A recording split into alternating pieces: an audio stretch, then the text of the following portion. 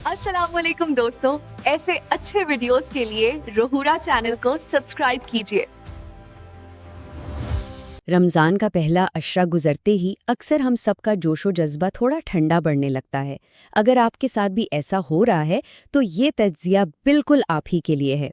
आइए समझते हैं कि आखिर ऐसा होता क्यों है और रमज़ान के बीच में आने वाली इस सुस्ती से निमटने का बेहतरीन तरीका क्या है। तो सवाल ये है कि ऐसा होता क्यों है। रमज़ान की शुरुआत में तो इबादत का एक तूफान सा भरपा होता है, लेकिन फिर अचानक सब कुछ भारी लगने लगता है। अच्छा, फिक्र की कोई बात नहीं, इस कैफियत से गुजरने वाले आप अकेले नहीं हैं। आइए इसकी वजह को ज़रा गहराई में समझते हैं। फ़र्क बिल्कुल साफ है। पहले हफ्ते में तो हम रूहानी तौर पर जैसे परवाज कर रहे होते हैं, भरपूर तवानाई, मजबूत इरादे, लंबी लंबी नमाजें। लेकिन दूसरे हफ्ते तक हकीकत हमारे सामने आ जाती है। जिस्मानी थकावट, रोज़मर्रा के काम, ये सब हमारी तवानाई को आहिस्ता आहिस्ता ख़त्म कर देते हैं और नतीजा लंबी नमाजें मुख्तसर हो जाती हैं और तवज्जो भी भटकने लगती है। तो असल बात यह है कि सुस्ती को अपनी नाकामी नहीं समझना चाहिए। ये कोई कमज़ोरी नहीं, बल्कि हमारे खुलूस का एक इम्तिहान है। सवाल ये है कि क्या हमारी इबादत सिर्फ वक्ती जोश पर मुनहसर है या हम अपने रब से किए गए वादे पर हर हाल में कायम रहते हैं। ये एक बहुत बुनियादी उसूल है। अल्लाह ताला को वो अमल ज़्यादा पसंद है जो मुस्तकिल मिजाजी से किया जाए, भले ही वो कितना ही छोटा क्यों ना हो। एक दिन की बहुत ज़्यादा इबादत से वो थोड़ा अमल कहीं बेहतर है जो रोज़ किया जाए। तो अब हम वक्ती जोश और जज्बात से आगे बढ़कर मुस्तकिल मिजाजी की असल ताकत को समझेंगे, क्योंकि इस सच्चे खुलूस का इम्तिहान यहीं से शुरू होता है। सच्चा खुलूस तब ही नज़र आता है जब दिल न चाहने के बावजूद भी इंसान इबादत के लिए खड़ा हो जाए।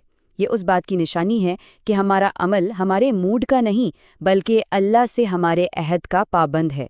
हम इबादत इसलिए करते हैं कि वो उसका हकदार है, इसलिए नहीं कि हमारा दिल कर रहा है। ये मिसाल इस नुक्ते को बेहतरीन तरीके से समझाती है। इबादत के ज़रिए अल्लाह से एक छोटा लेकिन मुसलसल जुड़ा हुआ ताल्लुक़ एक बड़े लेकिन टूट जाने वाले ताल्लुक़ से कहीं ज़्यादा मजबूत और कीमती है। असल चीज़ जुड़े रहना है। अच्छा, अब कुछ अमली मशवरों की तरफ आते हैं। इस मरहले के दौरान हमें इबादत के कुछ बुनियादी आमाल पर ख़ास तवज्जो देने की ज़रूरत है, जिन्हें हर हाल में महफूज रखना है। यही तो हमारे रूहानी ईंधन का काम करते हैं। ये वो 3 सुतून हैं जिन पर हमारी रूहानियत की इमारत खड़ी है। नमाज अल्लाह से हमारा बराह रास्त राब्ता है, कुरान हमारे लिए हिदायत है और दुआ इससे हमारी गुफ्तगू है। जब तवानाई कम हो तो इन तीनों को मजबूती से थामना सबसे ज़्यादा ज़रूरी हो जाता है। जब कोई थकावट के बावजूद नमाज के लिए खड़ा होता है तो ये मोहब्बत और खुलूस का बहुत ही गहरा मुजाहिरा होता है। और पता है, नमाज खुद रूहानी तवानाई फराहम करती है। हो सकता है कि आप नमाज थके हुए शुरू करें, लेकिन इसे हमेशा पुरसुकून ख़त्म करेंगे। यहाँ भी असल चीज़ मिकदार नहीं, बल्कि तसलसल है। रोज़ाना सिर्फ चंद आयात की तिलावत भी एक सोए हुए दिल को उसके रब से दोबारा जोड़ने के लिए काफ़ी है, और यही ताल्लुक़ हमारे ईमान को जिंदा रखता है।